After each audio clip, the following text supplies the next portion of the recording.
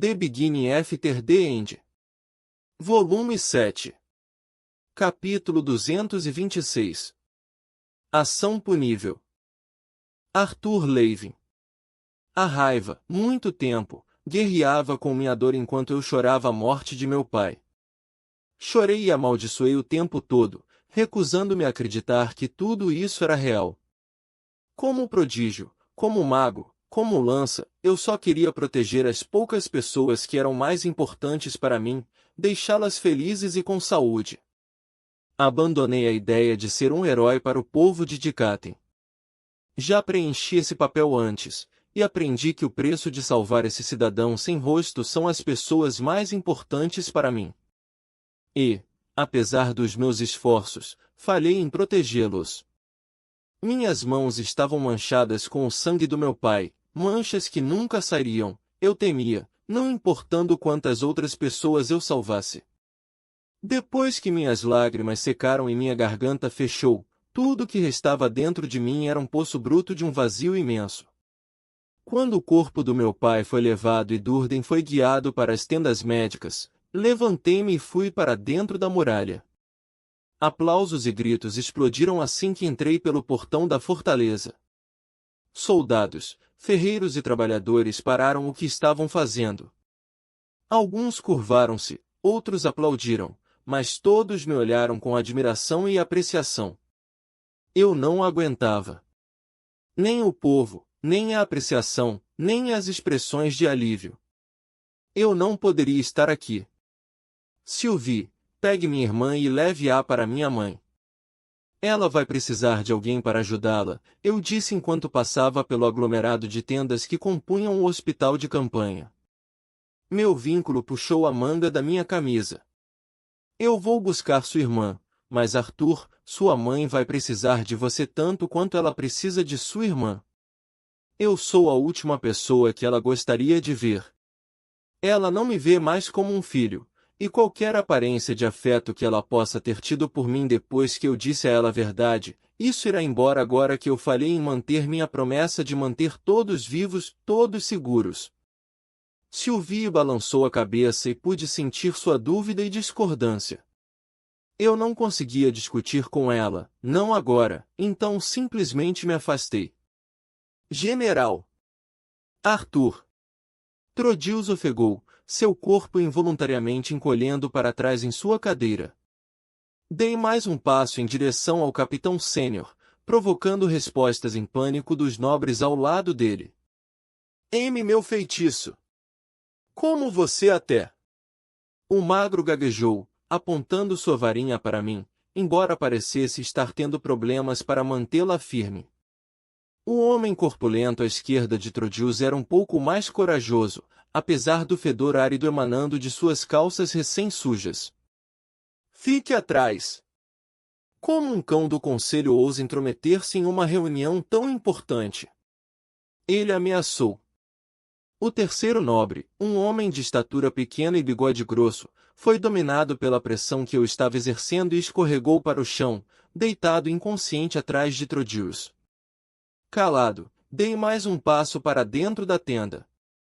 O homem magro soltou um grito agudo em resposta enquanto o homem gordo vacilou. Apenas Trodius permanecia imperturbável conforme eu lentamente me aproximava.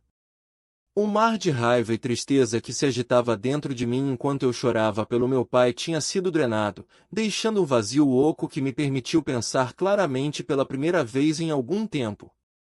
Já não eram os gritos de pânico e preocupação na minha cabeça ofuscando meu julgamento, tornando-me irracional e emocional nas vãs esperanças de manter todos os meus entes queridos seguros. Agora, só havia silêncio para minha alma, uma calmaria fantasmagórica. O fogo da raiva e a outra cacofonia das emoções foram extintos, deixando apenas um frio acentuado no meu sangue. Foi reconfortante, de certa forma. Se eu tivesse chegado à tenda apenas 10 minutos antes, teria feito com Trodius o que fiz com Lucas, ou pior. Só que percebi, neste estado de espírito entorpecido e lógico, que Trodius não era tão simples quanto Lucas. Eu não ganharia nada matando Trodius, e ele seria capaz de suportar qualquer dor que eu tratei com a mesma expressão constipada que ele sempre teve. Eu não poderia apenas machucá-lo, eu sabia disso agora. Eu não poderia tratar Trodius da mesma forma que tratei Lucas. Foi quando dei mais um passo à frente que Trodius finalmente falou. Endireitando a postura e limpando a garganta, ele me olhou nos olhos e perguntou: a que devo o prazer de uma lança me agraciar com sua presença? Seu olhar escrutinador e o leve sorriso de escárnio que apareceu na ponta de seus lábios me disseram o que eu já sabia.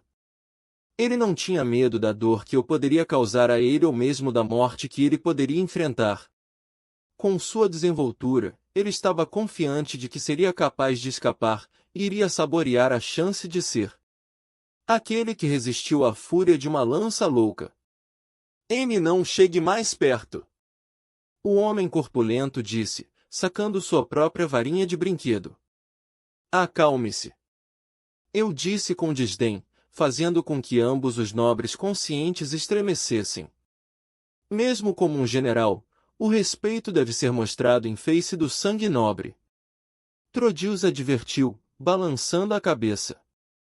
Outra isca. Ele queria que eu fizesse algo para que ele pudesse retaliar. Andei vagarosamente ao redor da mesa, mantendo minha expressão e postura passivas.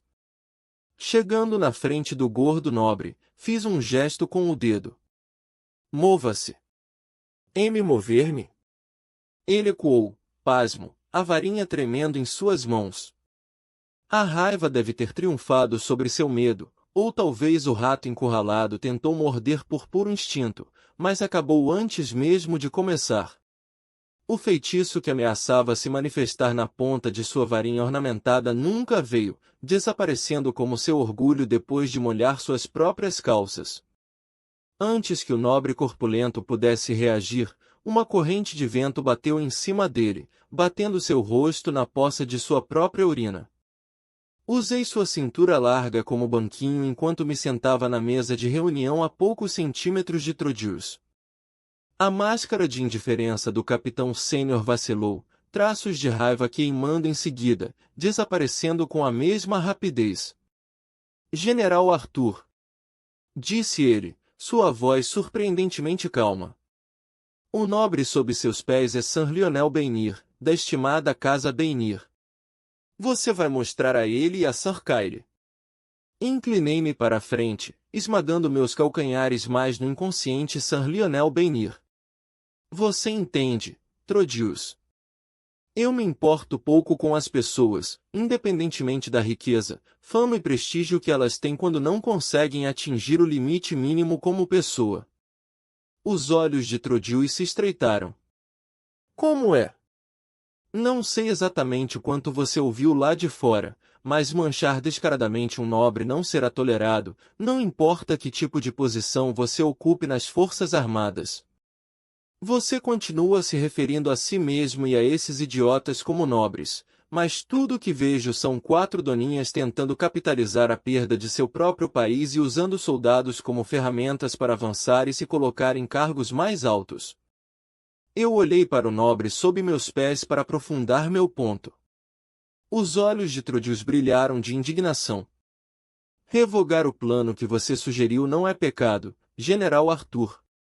A perda dos soldados é lamentável, mas para preservar esta fortaleza, suas mortes não foram em vão. Isso só teria sido verdade se o seu objetivo de manter a muralha não fosse tentar construir você mesmo sua própria pequena sociedade onde você e seus lacaios teriam um reinado livre. Absurdo! Meu objetivo era criar um porto seguro, para que os cidadãos de Dikaten tivessem um lugar para dormir sem medo. Para você distorcer minhas palavras. Agarrei sua língua e puxei-a para fora de sua boca. No meu entendimento, torcer palavras é o que essa coisa parece fazer de melhor. Uma centelha de chamas azuis dançou na ponta da língua do capitão sênior enquanto eu pressionava com firmeza.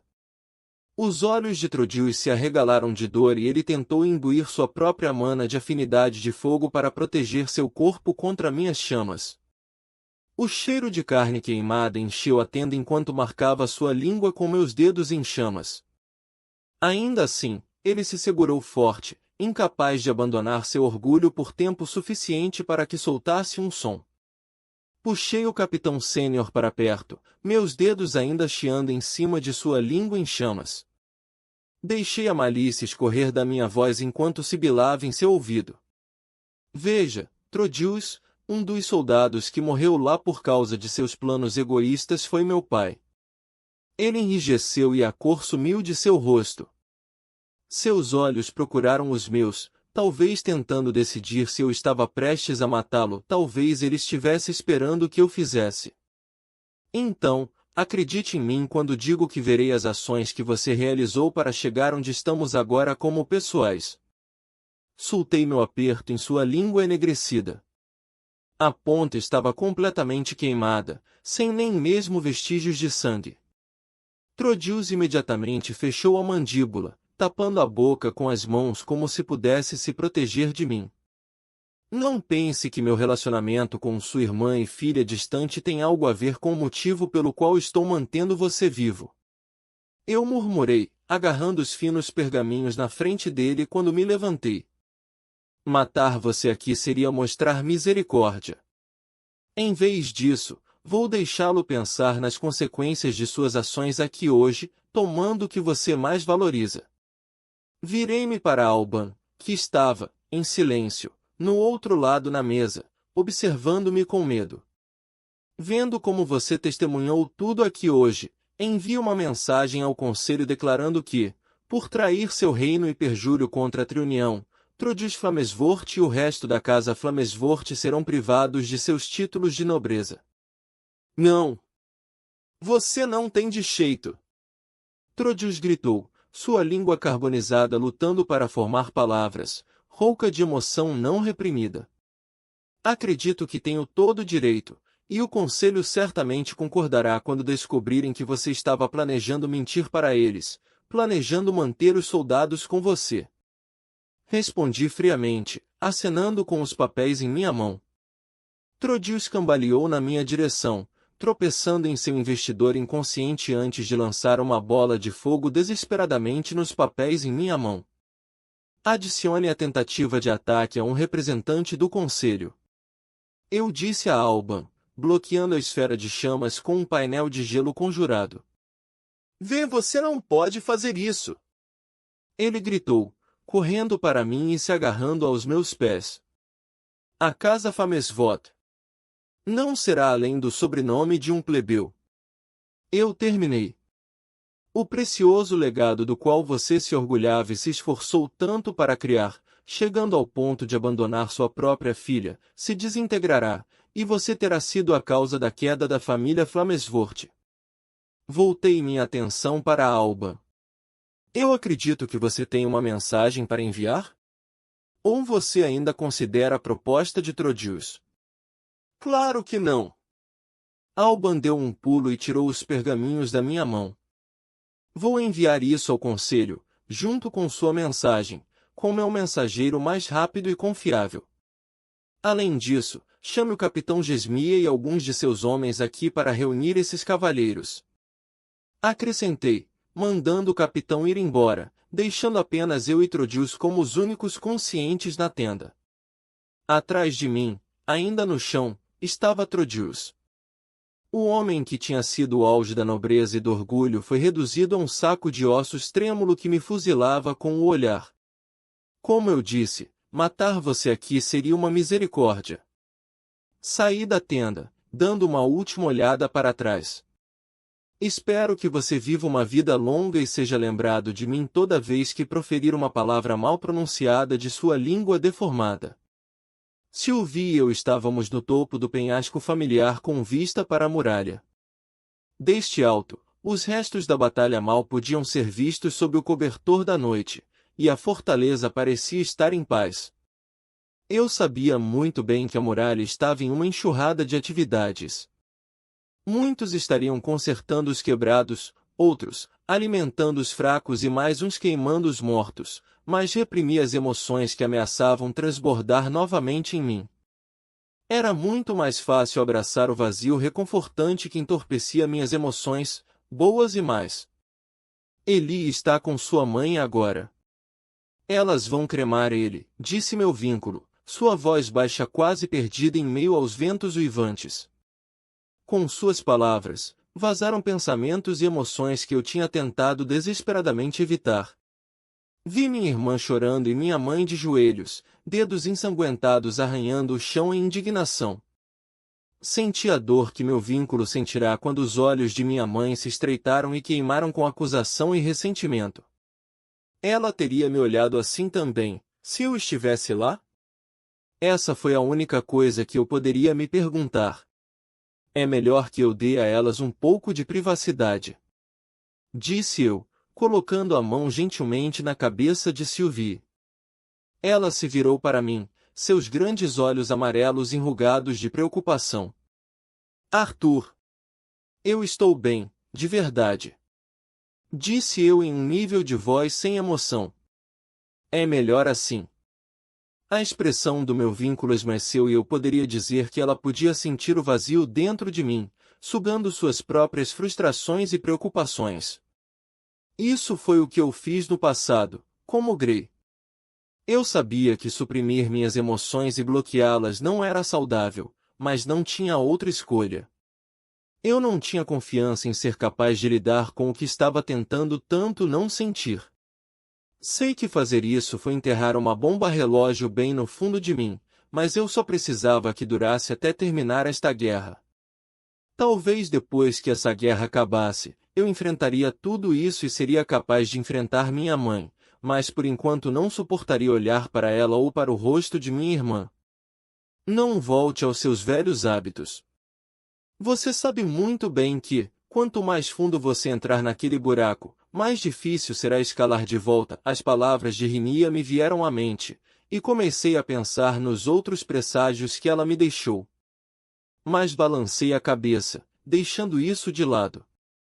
Olhando para o meu vínculo preocupado, protegi meus pensamentos.